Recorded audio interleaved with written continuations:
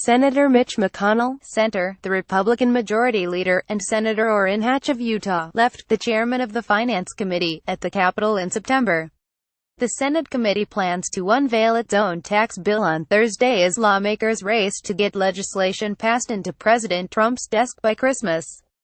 Credible Drago for the New York Times. Washington, Senate Republicans, under pressure to pass a sweeping tax rewrite before year's end, are expected to unveil legislation on Thursday that would eliminate the ability of people to deduct state and local taxes but would stop short of repealing the estate tax, according to lobbyists and other people familiar with the bill.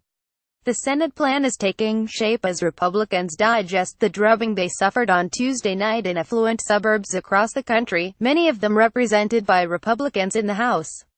Those areas are stocked with well-off voters who would be disproportionately hit by the elimination of state and local tax deductions.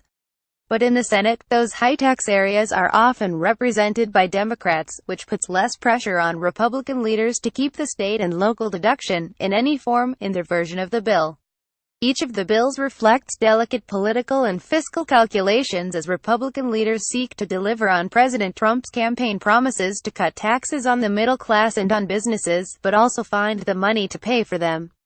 Eliminating the state and local tax deduction would increase tax receipts and therefore lessen the overall cost of the legislation, which by congressional budget rules cannot exceed $1.5 trillion over the next decade if it is to pass without Democratic support.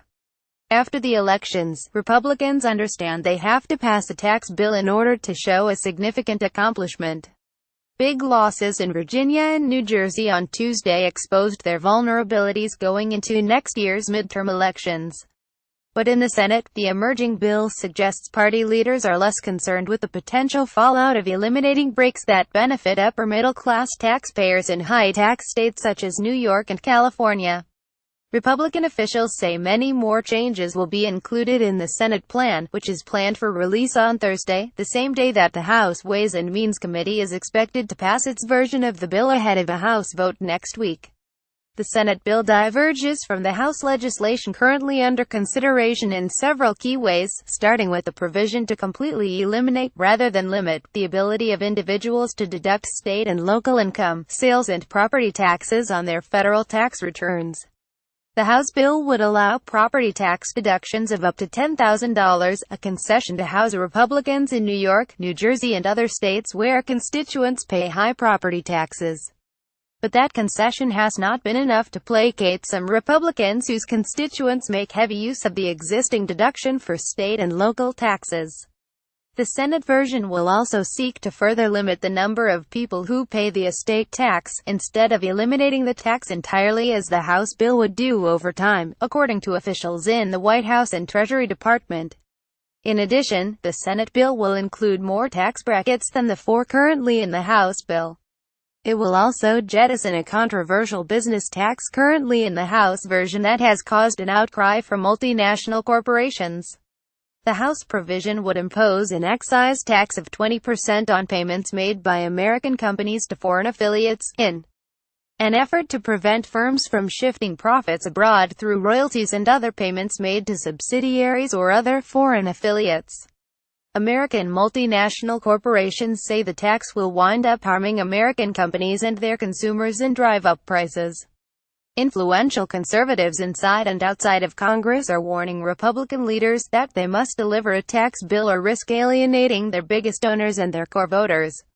House Republicans from some politically moderate districts, particularly those in wealthy suburbs, are wrestling with the potential consequences of voting for a bill that could end lucrative tax breaks for many of their constituents. Democrats are all but daring them to vote for the bill, anyway, brandishing polling data suggesting voters will recoil at provisions that cut taxes for companies and the rich. Those political cross-currents are both aiding and complicating Republicans' search for their first major legislative victory of Mr. Trump's tenure. Tuesday's outcome simply means we got to deliver on the tax bill, Speaker Paul D. Ryan of Wisconsin said at an event on Wednesday that was hosted by the Washington Examiner. Hugh Hewitt, an influential, conservative television and radio host, posted on Twitter on Wednesday that the Republican Congress must pass a tax bill or get wiped out in 18, but several House Republicans have already spoken out against the House's tax plan. listing Republican losses on Long Island in Tuesday's elections. Representative Peter T. King of New York said on Wednesday that the results should provide a wake-up call to lawmakers about the risk of losing middle-class voters who were drawn to Mr. Trump. "I'm convinced we're going to lose them with this tax bill," Mr. King said. "The picture they see is an indifference to the middle class, but taking care of special interests. And that's not why they voted for Donald Trump." Mr.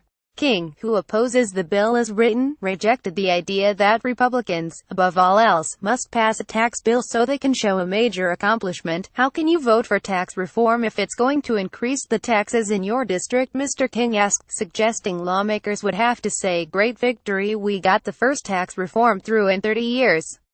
Your taxes are going up, but it's okay because we got it through. People will think you're nuts," Mr. King said.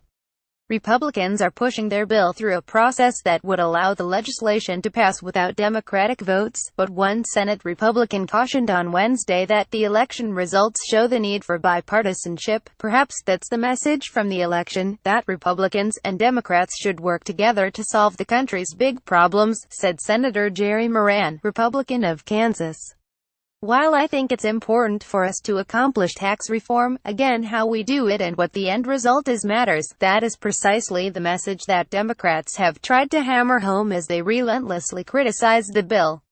On Wednesday morning, emboldened Democratic leaders sought to capitalize on the electoral wins and pressure Republicans to abandon their plans to move forward with tax legislation that includes benefits for companies and the rich, along with tax cuts for some, but not all, middle-class families. The Republicans should look at the elections last night, and it should be a giant stop sign for their tax bill, Senator Chuck Schumer of New York, the Democratic leader, said at a news conference held outside the House Ways and Means Committee hearing room.